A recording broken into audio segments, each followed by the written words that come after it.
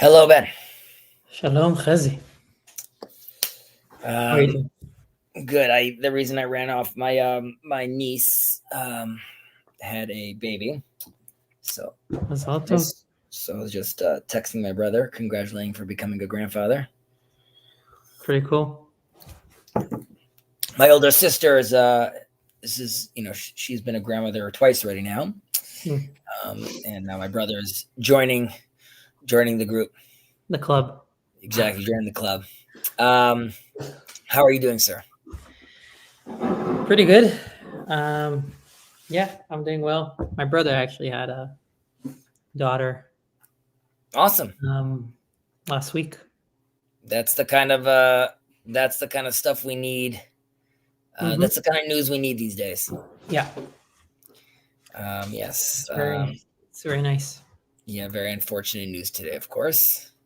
But we must move on. By the way, can I just ask you, how has this been so far, this Rambam one, compared to, let's say, the Pirkei Avot? It's different. Definitely different. I mean, I think. Let's think. I think it definitely requires more. It's harder to maybe bring into your life a little bit harder, but I mean, I think we started also the way that when we were doing Pirkei Avot, I was more available to it. Now it's a little less so. So I have a little less time to contemplate it, but it's actually still helpful. I'm remembering now, using our conversation and other conversation or thinking about it and going into free will. It's definitely been seeping into other learning and conversations that I had. And that's the kind of experience that I'm looking forward to, and where I know when something is interesting and insightful, it's when it does that. Well, specifically with the Shemona Prakim, right? Like, sort of the things that seem, I guess, like hard to connect to our day-to-day life. We're already interpreting this through Pirkei Avot, right? So ultimately, everything we're learning over here is then manifest in Pirkei Avot, which is a lot more broken down into like sort of your day-to-day life, right? Then it's great, like, don't do this, don't do that. And these are all built on, well, at least according to the Rambam, they're built on these assumptions, right? According to his deduction. All right. Let's get cracking. I sent the summary to you from wrapping up chapter 2, and we started chapter 3. So we'll go through it quickly. I will finish chapter 3 today, I hope, and then we'll go on to chapter 4. Chapter 4 is a doozy, though. We'll probably do it over a few weeks. Yeah. Okay. All right. Do you want to cover chapter 2?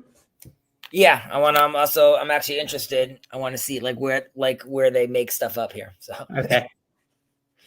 Let's see. So recap of chapter 2 before we go into chapter 3.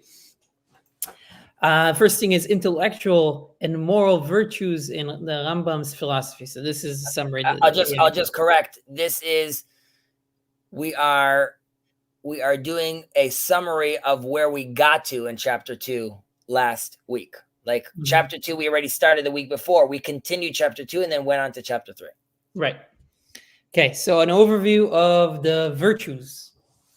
There are 2 types, according to the Rambam. There's moral virtues, and then there are intellectual virtues. The moral virtues related to emotions and actions developed through refining one's character, and the intellectual ones are related to intellect, rational, and developed through learning and understanding.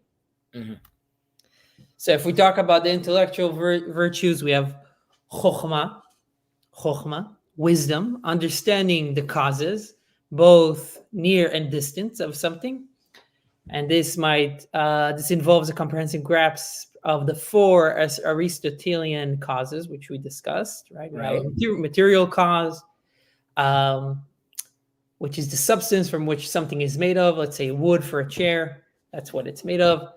And then formal cause, the shape of the structure, 4 legs and a seat for a chair. Efficient cause, the agent or process that creates or formed that object. So in this case, the carpenter. And then the final cause, it is the purpose or reason for the item's existence. So if it's a chair, it's to sit on, to chill. Right. Okay. So the Greeks and Chazal, different how the emphasis they put. The Greeks put an emphasis on the efficient cause. Right. Who am I? Who's the guy? The character. Mm-hmm. While Chazal, the Jewish sages, highlight the final cause, God's intentional purpose. Like, what is this made of? Right. According to the Greeks, sure, God exists, but that's sort of, the world exists because there's a creator, right? And that's why that's intentional. And as far as Jews are concerned, like, first of all, obviously, yes, the world exists because there's a creator, but because there's a creator, there's a purpose for creation. Mm-hmm. Yeah. Okay. And this also helps us make decisions right. on what is the purpose of things and how they should. We also spoke about, I don't know if it's here, we spoke about how in Judaism, we also have even the word, the name, right? Lashem, Lashema. Right. What is it for? Yeah. I've never thought about it before. The things you don't really think about, because it's right there. It's Lashem, but you don't really think about it. So I appreciate that. Go on. For Jews, names reflect purpose. So this is kind of what the Chezi was alluding to, even in the name that we use. The etymology connects to that. And this is like the divine name representing the purpose of God. Oh, he does mention it over here. Okay, awesome, cool, great. Mm-hmm. And the second, by the second virtue, like the tetragrammaton, right? Which we believe that, like, ultimately in it, it's like, everything manifests through that because that is the purpose of all things. And of course, God's name would also hold in it the purpose of all things. Right. So the second thing is sechel, the intellect. And this one is divided to first principles, the axioms, the basic inherent truths, such as self-awareness, I am alive, and the sechel nikna, the acquired intellect, the knowledge that you gain through learning and experience. Right. Cool. Okay. And then the third thing is chut atvuna v'tov avana. So the clarity and quality of our understanding, to the ability to grasp concepts quickly and thoroughly. Right. And in order to fully understand something, you have to go really through all these stages, right? You have to obviously be a cognizant person. You got to be the eye. You have to take on this chachma and understand your purpose. You have to understand it to, like, its very core, to really understand how to deal with that, to better understand how to discern and what next to do. You really have to understand something to its core. Right. So, and I guess, the reason that that the Rambam goes into this, like this, I guess he's talking about how to really improve yourself, and here specifically how to improve your intellect, yourself, in terms of your intellect, which is also ties into what Pirkei Avot is about, which is refining and understanding our. Mm-hmm. Ultimately, right, the goal being ultimately to connect to the divine intellect, which we said, right, I don't know if 2 times ago, which is, again, that's like sort of like a very distant imprint of sort of what God's intellect is, right? We have like this small little version of that, and we're trying to get back to there. Mm-hmm. Right. So how to integrate these intellectual virtues, or how they integrate? They form, we can think about it as just 3 elements: chokhmah, sechel, v'zachut, zakut atvuna. Here it's chut atvuna, where let's say chokhmah, sechel, tvuna, whatever, sure. Right. And that forms the concept that we bring from another place. The Rambam wouldn't necessarily, maybe we'll recognize it, but he definitely doesn't mention it, of Chabad. Chokhmah bin Adat, wisdom. Right, the acronym Chabad. There's also a movement called Chabad that bases a lot of its teaching, its Hasidic teaching, on the mystical understandings as well, which will obviously create like a synthesis and integrate these different concepts together. Mm-hmm. And then we did note a few differences between the genders. Traditionally, we say women are said to have more bina. So you have double the amount of bina, which kind of correspond to intuition, emotional sensitivity, understanding, while men are more intellectual.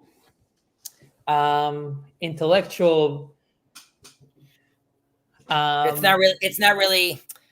Intellectual is the wrong word over here. Yeah. There's an ability to act, right, to discern and then make a decision, which because I'm shielded from my emotional investment, I can make a decision, right? We gave an example, I believe it was nashim daten kalot, right? Which is like women are with regards to their dot, right? They're seemingly they're lacking. And it doesn't mean that exactly. It sounds like it's saying that they're uneducated or not smart. We're not saying that at all. We're saying that they're lacking in this certain sense. And of course, that's why we need both of us, right? I hear it says we need this complementary dynamic where both are needed for a balance, right? We said like a processing. Yeah, because I mean, you need to be able to separate yourself from, let's say, for emotions, so you can make a rational decisions. But you also need to integrate your emotions into whatever behavior you're going to have, because you can't just be. And if you're in tune with your emotions, you'll be more in tune and more intuitive to other people's emotions. Like I'm saying, that's why, there's a sense where like sometimes the man is an idiot, right? Quote unquote, like the way Hollywood shows it. Like, really all that was happening in the room, and your wife's like, yeah, you didn't see like what was happening underneath. And the guy's like, no, I couldn't see what was going on. Like, it's the classic example of, the wife coming to you and said like, oh, Shelly was being horrible to me. She wasn't being nice. You're like, oh, don't be friends with her anymore. And that's not the answer I'm looking for. I'm looking for like, no, there's a much bigger thing. And the guy's like, well, I have a solution for this right now. Like, we won't be stuck here anymore. And also a classic example, and this happened to me multiple times, but of like, we would, like my wife and I maybe would have a conversation with some people, and then we would go out, and she would be like, did you notice that so-and-so was acting differently, or they seem like they're a little depressed? And I'm like, what? I didn't see, like I did. Yeah. So that intuiting the emotions of other people, sometimes that's also right. But that could be that could cloud the mind, right? There's so much data out there that I'm having a hard time identifying the signal, right? And then there's personally, like, I realize the signal, but now I connect myself to that signal too much, right? Like I'm also emotional about this, and that also, I'm actually surprised that like the AI translated this, right? Like it's not PC. So yeah. Okay, so going into the moral virtues, we were talking about intellectual virtues. Now we're going into moral virtues. Those are developed within the emotional realm and guided by the senses. Examples here include caution, fear of sin, generosity, humility, contentment. And we spoke about how this is reflected in the saying in Pirkei Avot, who is rich, the one who is content with his portion, courage, faith. And then the Rambam emphasizes balance in moral virtues. Unlike the pursuit of intellectual virtues, when one should strive continually for greater understanding, the moral virtues, you need to balance yourself within a spectrum. That is Maimonides, like his what he's famous for. I mean, there's other people that mentioned it beforehand, and like Aristotle and Confucius, but like as far as like the middle of the road, right? Yeah. Now, because he mentions, there's a sense where like, no, at some places you want to go to the extreme, right? Like as far as the intellect. So this brings up the question of, it doesn't transition it over here nicely. This brings up the question of evil, right? Like, isn't evil like in an extreme? The question would be, it's not written over here. The question would be like, well, when I see evil, don't I run all the way to the other side, right? Because that's an extreme. I want to stay away from that. But even when I run all the way to the other side, evil still exists, right? Like, you could be living wherever you want. Hamas didn't disappear just because you decided to run to the other way, right? So like, we have to. It's a great lesson, because if we think, if you think about it politically, like in a vague way, right? You have two parties, you have two sides, and you think, the other side. It could be possible that both sides have their own kind of evil or imbalance, the way they were going to refer to it, right? And it's important to know, because it's not like you can run to the other side and then you're completely safe. You also need to understand that even there is a form of imbalance that we might call evil. And I mean, I guess an example of this, just to probably to strengthen this in terms of the middle of the road, right? I think There is humility. Humility is you could say that's humility is between being self-effacing or shvelut. I don't know how low. I don't know how you would translate that. Not self-loathing, but that's not really self-loathing. That's hating. Shvelut would be what would shvelut be? Okay, you can Right. keep on talking. I'll check it So out. humility has there's two extreme in that spectrum. It's in the middle road between shvelut, which Chezi will translate for us, and gava, or Hubris. hubris, right? And so being humble doesn't mean that you're self-effacing, or that you're self-loathing, or that you say, "Oh, I don't have any skills. I don't." Right? That's not being humble. Self-degradation. Degradation, right? Yes. So the middle road is that in there is humility, and I think Rambam goes through it. I mean, we're going to go through it specifically, so there's going to be a lot of examples. Okay. So just to continue forward, the nature of evil. So we talked about this. So where evil can be construed as really an incomplete or unbalanced form of good, lacking the harmony that defines complete goodness. Right. So like murder, bad. Murder for saving a child, good. Like I'm saying, the act itself, if oriented properly, is now no longer evil, right? It's how it's being in the context, how it's being done, how it's being oriented. Right. So not an independent force, but a deficiency or lack of reality, or lack of reality. I don't know. I'm not remembering exactly if we had another note about this, but this would be more as far as like the tzimtzum concept of like there's a retraction from God, which leaves space. In that space, then because there's room for this to happen, basically. But even in that lack of space is still ultimately made out of God as well. The way we experience God in the lack of space, if unbalanced, we call evil. Okay. Yeah. And then we go into imaginal and physiological parts. These aspects do not fall under virtues or deficiencies. They either function correctly or not. So we talked about digestion as an example. This is, you can't cultivate through effort. They are natural capabilities. I guess you might be able to influence proxies that could influence that, but not it specifically, I guess. I don't know. Maybe. I also, I mean, the Rambam talks about over here about like, if you're born with like a crappy imagination, even if like he says over here in the end, even if like you do everything, you still won't be able to prophesize because you need this. But I wonder, like, today there could be a man with like a crappy imagination and he takes some psychedelics and then he's like, now he has like a crazy imagination. Like I would wonder, like, is there? It would still, I feel like it would still be comparative though, compared to another person that's on like on a higher level. That person might go up, but it will still be from the place that he started from. That's true. But let's, I mean, you hear people say like, I would never have imagined, right? And someone sees something, and from that point on, now that changes their worldview. Now, I would agree with that. Let's say you could argue someone with like an extreme case, like, right, he can't imagine. It's just hard for me to think of the Rambam. I mean, it's classic Rambam. It's hard for me to, like, people are left outside, basically. Yeah.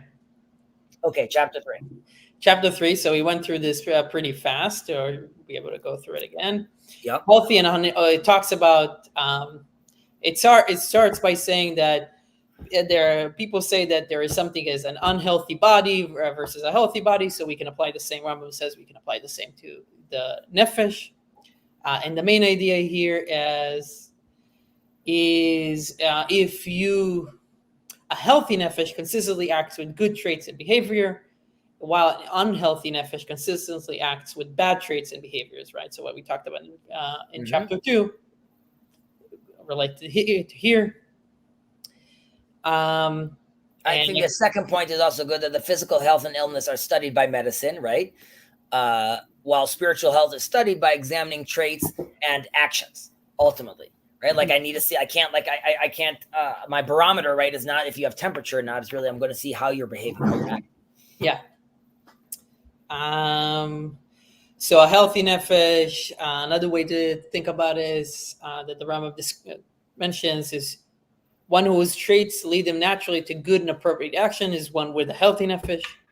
One with an unhealthy nefesh is one that has traits that lead to bad and appropriate actions. And often, and I remember this point we also made, they're not even aware of their negative nature, whether it's intentionally or unintentionally. Right. Misinterpreting, right? It could be a misinterpretation or both of moral values, but it can also be just intentional. Wait, what was that? Scroll back up for a second. What was that over there? Comparison physical, just like the body can misrepresent taste. Seeing some are bitter and sweet, and unhealthy nefesh can represent moral values. Okay, right, exactly. I could be diluted into not diluted. I could be diluted. Diluted, exactly. I'm like diluted. I'm like, I know it sounds similar. I could be diluted thinking that the wrong thing I'm doing is actually the right thing, like you said, without even like a malicious intent. Yeah. Right. Okay. Misaligned perceptions. Right. So this is kind of hitting on the same point that we discussed. People with an unhealthy nefesh can convince themselves that harmful behaviors are beneficial. Right, I would say that, right. So an extreme would be like, I'll keep on drinking alcohol, even though I know it's horrible for me, right? An alcoholic. I can't control myself anymore. Or more, that would be like an ego, right? Unchecked ego. I think I know my way is the highway, and I'm not listening to anyone. And then I find myself in a complete skewed world. Right. And then you gave an extreme example of and used Game of Thrones as a reference. The Rambam doesn't mention Game of Thrones. Right, I'm glad it also doesn't say classic example, right? Extreme example of misaligned values. Right. Yeah. So the Rambam talks about Game of Thrones, of course. Yeah. And Rabbi Cook agrees with him about Game of Thrones. Right. But here we mentioned how they view their relationship, Cersei and Jaime. They're in an incestuous relationship, and they view the relationship as a loving relationship, right? It's beautiful for them, so it looks good, but society recognizes specifically in that show, exactly, like society. I mean, that creates a lot of instability because of that, right? Like they can't, like their father can't get things done because he has to be dealing and working around that. Right. We mentioned that the Rambam does note, he doesn't give the example of Cersei and Jaime. He does talk about how controlling strong life-rooted impulses like incest are extremely difficult, like one of the most difficult things to control. And Rabbi Cook, no, it was like Rabbi Cook agrees comparing it to using an atomic power. That's not true. We gave the example of the atomic power. Rav Cook was not aware of atomic power at the time. But the attitude is like, obviously it could be extremely beneficial, right, to humankind. It could also be extremely destructive, like it was in Chernobyl. Right. I just mentioned Rabbi Cook agrees. Rabbi Cook agrees. With what? With all. And then the final point, I think, is also a very important point. Misaligned values are a symptom, and they're not the root problem. Right. Or, I mean, this one specifically, one needs an external standard to assess and correct moral judgments. Right. So this is what we're going to get into now, right? Like the source of the value. Right. Do you want to open up the actual text? I can. I definitely can. Let's see if I prepared it well. I did not. Okay, so just need to open this. Take a second. 8 chapters. And now we're good.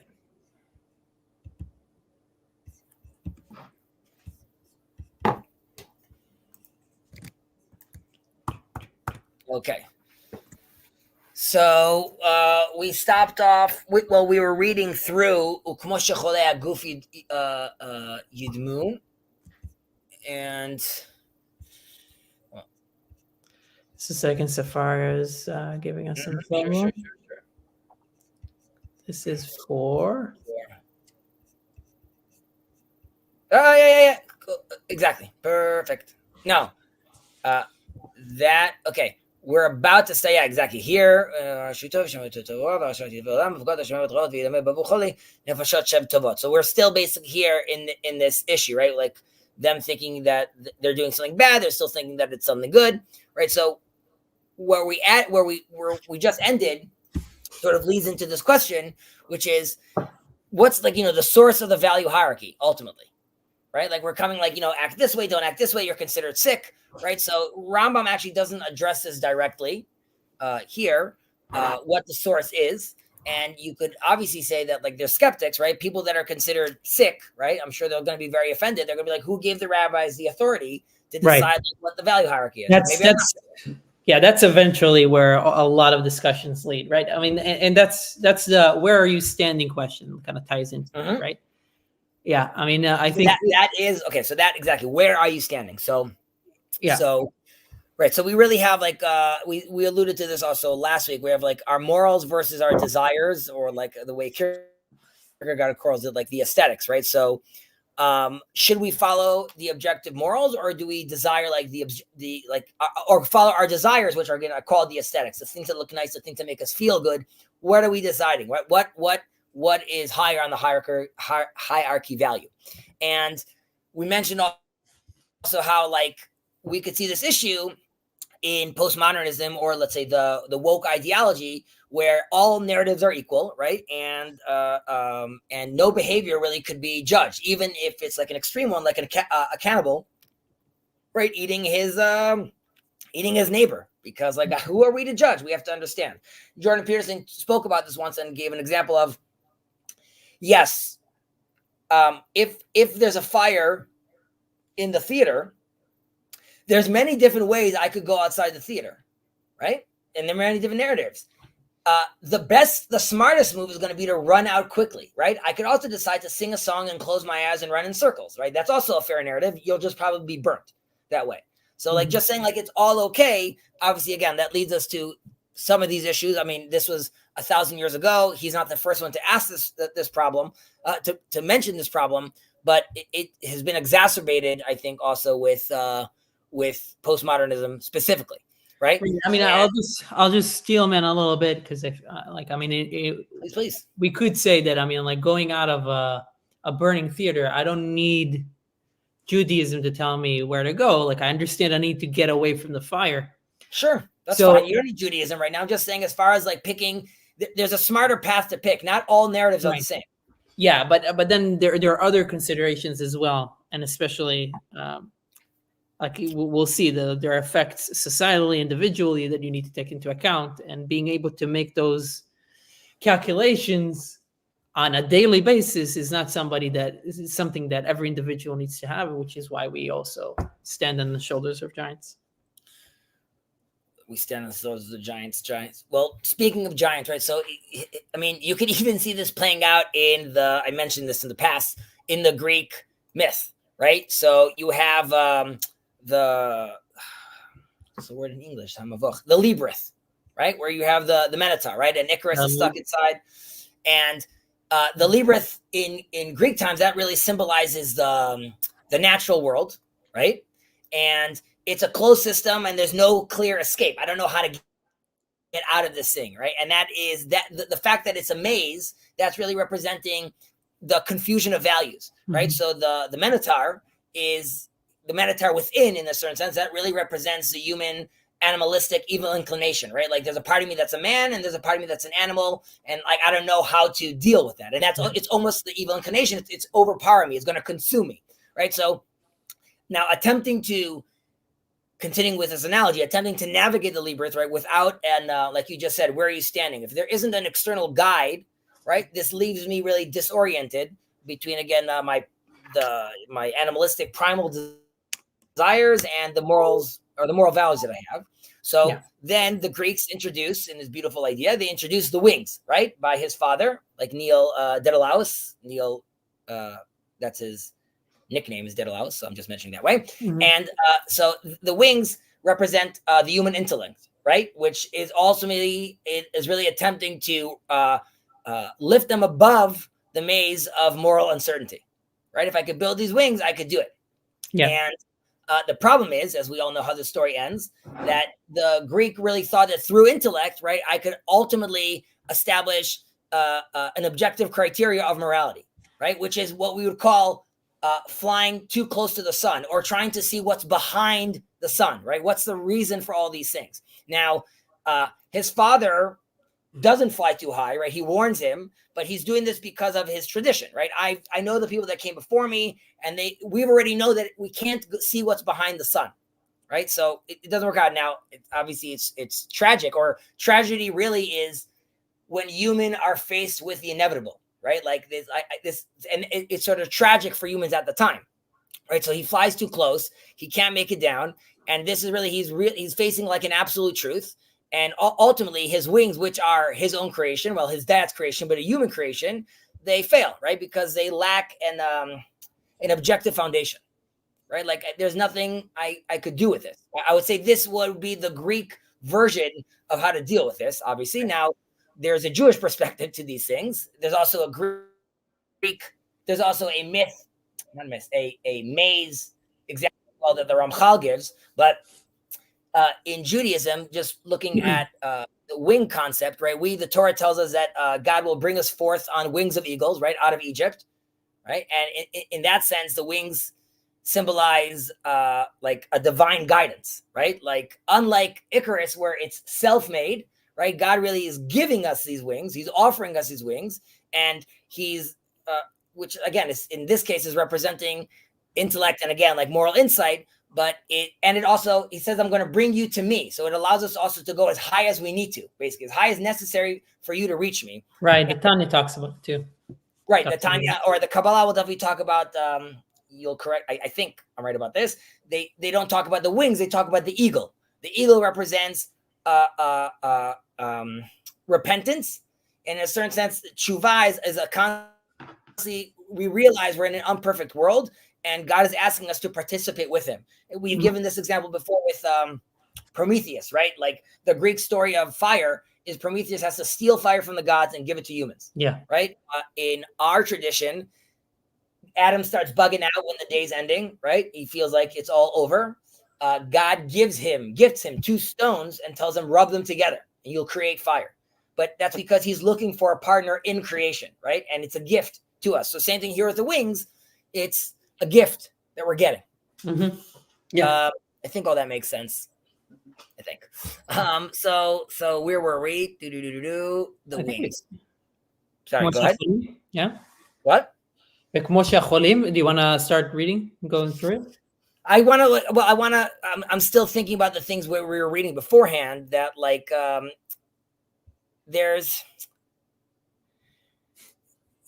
this really goes back to Revelation, which because I'm trying to again set our hierarchy values over here because ultimately it's our perspective. We acknowledge tradition, right? So I'm giving kudos to Icarus's father from saying like, listen, this is not what the wise men do, right? He didn't fly too high, and that allowed him to stay safe. Or you've heard this term Chesterton's fence, I'm sure, or not, yes. Right? So that does make sense. That does provide stability, being like, if it's not broke, don't fix it. But that's not a complete solution for identifying values, right? Don't change what's not broken doesn't mean I can identify the values right now. It just means there are some values that seem to be working, and that could be for many different reasons. Ultimately, this goes back to revelation, right? We need revelation to fully grasp the moral framework. And this is why it's going back to the concept of the maze, right? I need to be able to see something, identify something outside the maze, right? So I would mention that Ramchal has an interpretation of the maze. He talks about like the classic mazes that were around him when he was living in Europe. I'm sure you've seen these beautiful curated mazes that like right as people go through. And in the middle, there's this tall tower, right? And the central platform where traditionally you would stand above, if you would get lost, you would raise your hand and the guy would tell you, walk left, walk right, and then you'll be able to go outside. So this, in a certain sense, is the prophet through God getting that information from above and letting you know, take a left, take a right, right? So we have an exterior perspective looking at these things. So and now we'll go into the next part. Rambam doesn't actually delve into the origins of the hierarchy value, right? This was just like me talking about things that obviously our sages talk about this, but things that I've studied. Rambam doesn't address this directly. He more talks about it. I'm just reading the Kuzarim, so just going. Sorry, what are you saying? In my other Chavruta that shall not be named, I'm going through the Kuzarim. With Jacob? No, another one that should not be Another named. one. We don't know. We don't know about this one. You're going through the Kuzari. Very cool. Very fun. Right. Okay. So I think he talks about those things. I feel like I mean, the Rambam basically goes back to like get guidance from the rabbis. Mm-hmm. It's sort of a cheat because it'll be like the rabbis also have the answers probably that we were mentioning right now. So you're gonna get it there anyways. Anyways, let's continue. Sorry for the. All good. Mm-hmm. Okay. וכמו שהחולים כשידעו חלים ולא ידעו מלאכת הרפואות, ישאלו הרופאים ויודיעום מה שצריך לעשותו, ויזהירום ממה שידמוהו ערב, ויכריחום לקחת את הדברים הנמאסים אמרים עד שיבריאו גופותם, וישובו לבחור בטוב ולמאוס ברע. כן, חולי הנפשות צריך להם שישאלו חכמים, אשר הם רופאי הנפשות, ויזהירום מן הרעות ההם אשר יחשבו בהן שהן טובות, וירפאו אותם במלאכה, אשר ירפאו בה מידות הנפש, אשר הזכרה בפרק שאחר זה. But this is not the end. Scroll down. Yeah, okay. Continue. אמנם, חולי הנפשות אשר לא ירגישו בחלים וידמו בו שהוא בריאות, או ירגישו בו ולא יתרפו, אחריתם למה שיהיה אחרית החולה כשימשך אחר הנעותיו ולא יתרפא שהוא ימות בלא ספק. אבל המרגישים והם נמשכים אחר הנעותיהם, אמרה בהם התורה האמיתית מספרת דבריהם, כי בשרירות ליבי אלך וגומר, רוצה לומר שהוא יכווין לרבות צמאו, והוא יוסיף לעצמו צמא. Let's stop there. והוא יוסיף לעצמו צמא. Okay. You want to read in English? Yeah. Likewise, just as when people unacquainted with the science of medicine realize they are sick and consult a physician who tells them what they must do, forbidding them to partake of that which they imagine beneficial and prescribing for them things which are unpleasant and bitter in order that their bodies may become healthy and that they may again choose the good and spurn the bad. So those whose souls become ill should consult the sages, the moral physicians, who are the moral physicians, who will advise them against indulging in those evils which they, the morally ill, think are good, so that they may be healed by that art of which I shall speak in the next chapter, and through which the moral qualities are restored to their normal condition.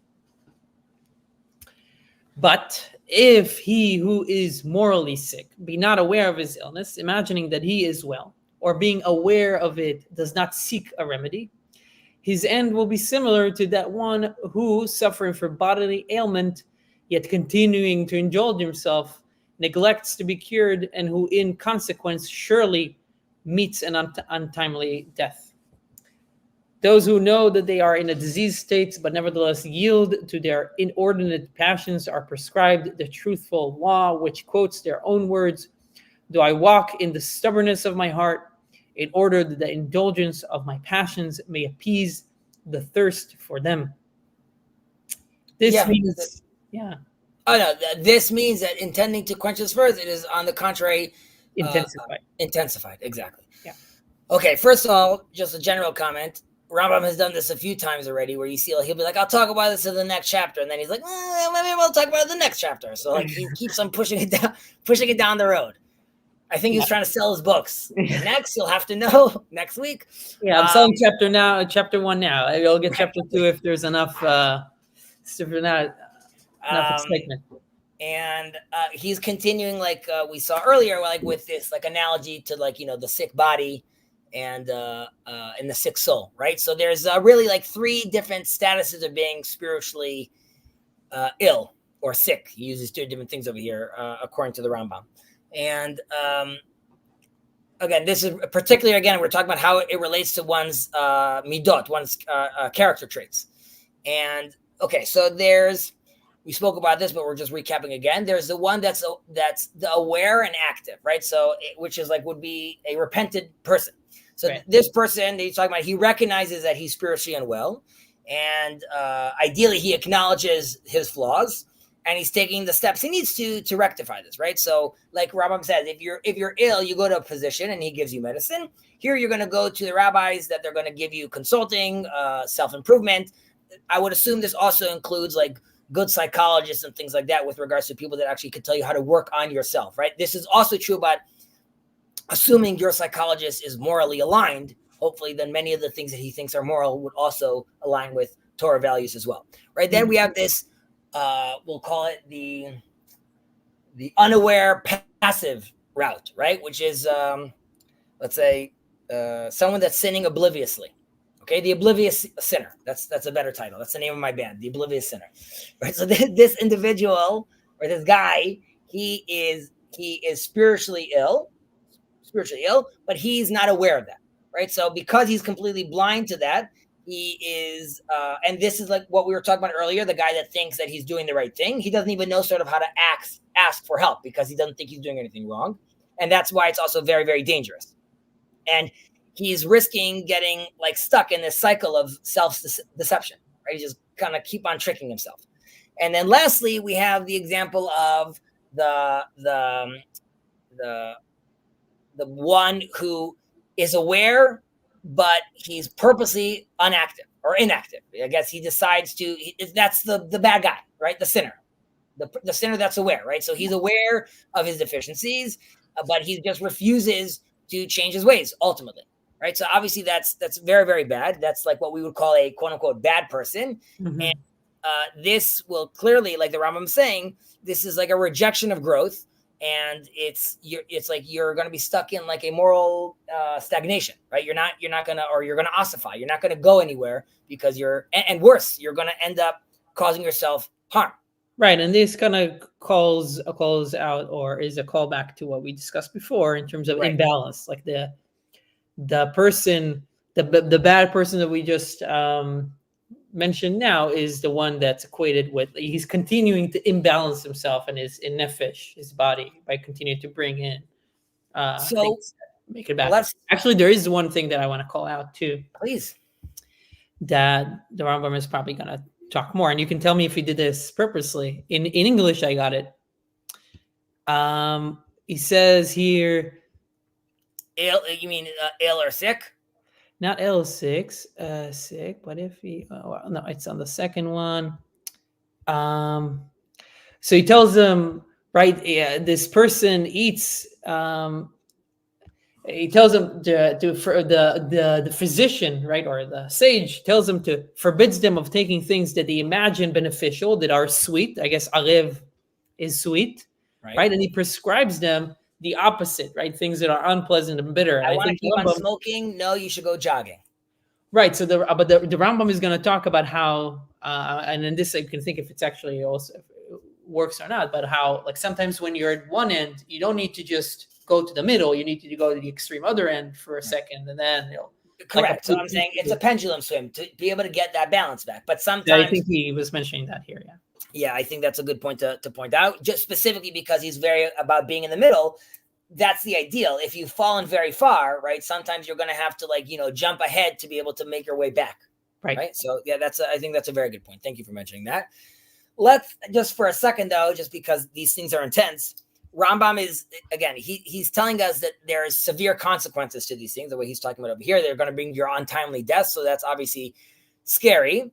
And we also know, of course, that there's some evil people out there that died at, 100 years old, right? Like there's some Nazi out there that was hiding. Well, not anymore. But like I'm saying, there's people that managed to quote unquote avoid this, right? So they didn't get their timely death. And like, if I don't take my medicine, his attitude is just like I don't take my medicine, I'll get sick. If I don't take care of my nefesh or my soul, I'll also get sick. So this is a good place to mention. It's in Brachot, Tractate Brachot, Talmud. I don't remember exactly which page, but you might have heard this in the past about the wicked in their lives are considered dead. Haresha'im b'chayim nikrei metim. Right. Mhm. So this is really suggesting that people who live without any real moral direction, and they're not being repentant, obviously they're physically alive. However, spiritually they're considered dead. They're not considered here anymore. And this has to do with some of your Tanya, but Rav Nachman, which is very far from Rambam, but he always comes out against old people, right? He's all about rejuvenation, renewing, redoing constantly, right? So like he's very against the idea of if you're old and if you're stuck in your ways, you're considered dead in a certain sense, like you've ossified, and like you don't want to be there. You always want to be able to change and grow. But again, this person is considered dead. Obviously, conversely, the righteous person, we also have a saying that says that that the righteous, even though they're dead, they're considered alive. Mm-hmm. Right, so it's the exact opposite over here. There's even a crazier saying, which is this saying, Kol omer davar b'shem amro mavi gula la'olam, right? If I mention something if I quoting someone else and I mention him by name, I bring redemption to the world. But if a rabbi that gets quoted, I'm trying to translate in my head, a rabbi that gets quoted in the grave, his lips are moving. Right now, we don't mean like his literal lips are moving, but we mean that his spirit, his concept, his ideas, those who want to follow on his path, they are ultimately creating a live spirit, right? So even though he's not with us, he's alive, and vice versa. Even though I'm alive, I could be considered dead. Just on this note, since in the space sometimes we talk about resurrection, from a Jewish perspective, who says this? I'm forgetting the quote. Maybe it's not the Mahar. 1 second. I just want to write this down so I could look this up. There is in the Talmud, it's known that it says the sages would go and resurrect the dead. Right? So now what does that mean? You could take an attitude that like, no, that means they were resurrecting the dead. And then in that case, like how novel is Jesus at that point? But thinking about what we just did right now, taking an evil person who's considered dead, assisting him in repentance, turning him into a righteous person, he is then considered alive, right? So spiritually, they were resurrecting the dead. Yeah. Now you could take a literal understanding, but I'm just saying in the context that we're talking about over here, you see like it's a spiritual metaphor over here. Like they were resurrecting the dead by going out, meeting people, and allowing them to quote unquote be born again. Right. Let's continue. Yeah. Were we at the end of the? No, ach al sheinam. I think. Ach. Oh, okay. Yeah, we stopped at the middle.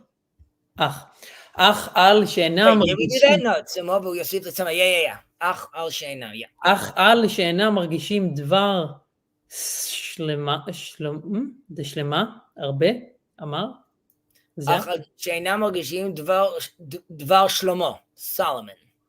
דבר שלמה הרבה אמר, דרך אוויל ישר בעיניו, ושומע לעצה החכם. This is in Proverbs. רוצה לומר, שומע לעצת החכם חכם, מפני שהוא יודיעהו הדרך שהוא ישר באמת, לא אשר יחשבהו הוא ישר. ואמר, יש דרך ישר לפני איש, ואחריתה דרכי מוות, ואמר בחולי הנפשות האלה בהיותם בלתי יודעים מה יזיקם, מה יועילם, דרך הרשעים כאפלה, לא ידעו במה ייכשלו, אך מלאכת רפואת הנפשות היא כמו שספר בזה הפרק. Nice, classic Rambam. Okay, let's see. I mean, just looking at these verses, Solomon was an OG. Yeah. So in English, this means that intending to quench the thirst, it is on the contrary intensified. He who is ignorant of his illness is spoken of in many places by Solomon, for example, who says, the way of the fool is straight in his own eyes, but he who hearkeneth unto counsel is wise. I always tell my wife, you need to hearken to this. Yeah. This means that he who listens to the counsel of the sage is wise, for the sage teaches him the way that is actually right, and not the one that he, the morally ill, erroneously considers to be such. Solomon also says, there is many a way which seemeth even before a man, but it seemeth even before men, but its ends are ways unto death. Again, in regard to these who are morally ill, and that they do not know what is injurious from that which is beneficial, he says, the way of the wicked is like darkness. They do not know against what they stumble. The art of healing the diseases of the soul will, however, form the subject matter of the 4th chapter, which is on sale now. Can you scroll up for a second? I want to just see again how he translates yashar. That's sort of what I want to. Again, in regard to these, that they don't know what is injurious. Where is yashar? No. One of the quotes you see here. You have the fool is straight in his own straight in his own ways. Okay. So, and he also says yashar be'emet, like truly straight or truly. Right. Again, straight over here is like sort of on the straight and narrow, which would be like truly true. Yeah, and not the one that the morally ill erroneously considered to be such. So basically what the Rambam is saying over here, that sometimes really we're sure that we're right? And it really takes us, you test it on the arena, right? People come to the TLC with a lot of great ideas, and then quickly they get shot down when they realize they're talking to someone with has done a little more reading, has a little more knowledge. And that we need that in our life, right? To realize where we go wrong. And when he says yashar over here, at least Rav Shirky always gave the example of the first Rashi of the Torah, which has a lot of things to discuss about the first Rashi. But one thing he has over there, he quotes Jeremiah about God giving the land to Kol HaYashar Be'enav. The one that God sees is straight in his eyes. And in a certain sense, we have to find what is this true? What is this truly true thing? So Jacob's not going to like this. I would say that you could say, according to this verse, the people that get the land are the people that are righteous or not righteous, who are on the straight and narrow according to God. Now I would argue that that's what 1948 looks like, right? People that eventually God gifts them this because they're acting properly. Definitely in this current climate, and I'm sure Jacob would say, show me this truth that you see in Israel. Show me this this straight and narrow, which is why the Rashi says be'enav, or Jeremiah says be'enav, in his eyes, right? We ultimately don't understand God's calculations. We don't understand his perspective of how he sees these things. However, even if we don't fully understand it, we still know that it's an ethical criteria that we're being told over here. So even though there is definitely wiggle room to understand, to better understand what it is that's being asked of us, we know that it's ethical. And again, I would argue that you sort of, I wouldn't argue this, our sages argue, you see God, you see the back of God, right? We see it in retrospect. And to start figuring out the calculations, whether we're worthy or not, is above our pay grade. But we hope that in his eyes, we're worthy. And on a personal note, I hope Israel, both the people and the nation, step up their game and make sure that we're worthy both in God's eyes and the world's eyes.